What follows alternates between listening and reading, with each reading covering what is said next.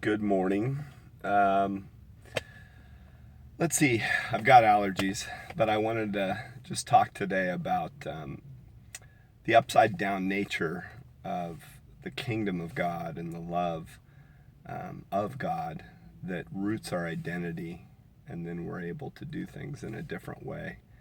I am around brokenness 24/7, just people that are hurting and relationships that are struggling. And I think at the root of that is we come into the world self-centered. That's how I lived my life the first 45 years. Even the good things that I did when I was in a good place, at the root of it was narcissism, was focused on self-centeredness and self-seeking, because we're coming from a place of being an orphan. We're apart from God. So we're out there trying to search for love and acceptance in all these different avenues. We're trying to do it through what we do. We're trying to get our acceptance and our love and that in what we do, or we're trying to do it in a relationship, trying to find that mythical one that's out there for us that's somehow going to complete us.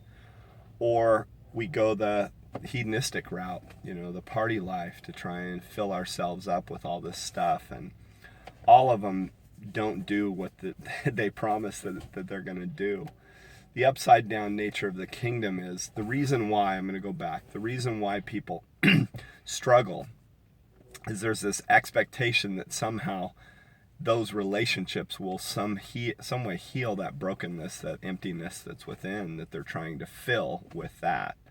And it never works. The gospel teaches over and over again, and you've heard me say it before, but the one who lays down his life will find it. Deny yourself, pick up your cross and follow me.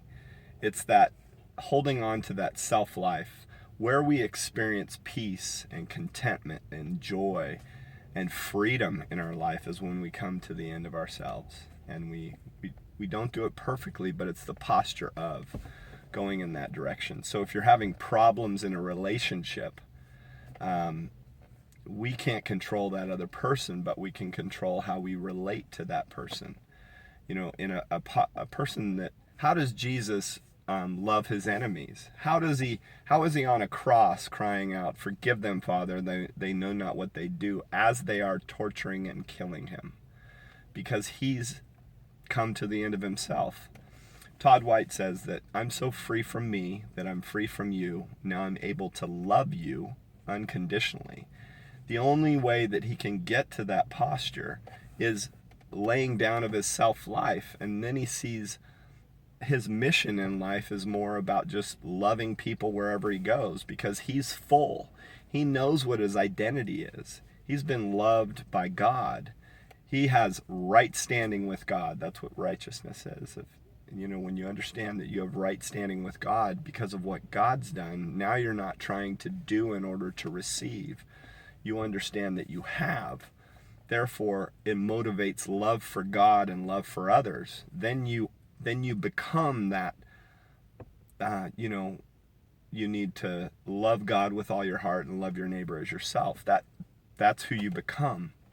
It is the Beatitudes, the attitudes of being. Blessed are those who know that they're spiritually poor, for theirs is the kingdom of heaven. The kingdom of heaven is within you when you submit your life to God. And then you're able to just love people unconditionally instead of conditionally. It's a beautiful upside down way of living, but you're not ever coming from a posture of need. You're coming from a posture of love, of being loved, and then being able to love. Religion is not that. Religion is telling you you need to do in order to receive. That's still bondage. Anyway, God bless y'all.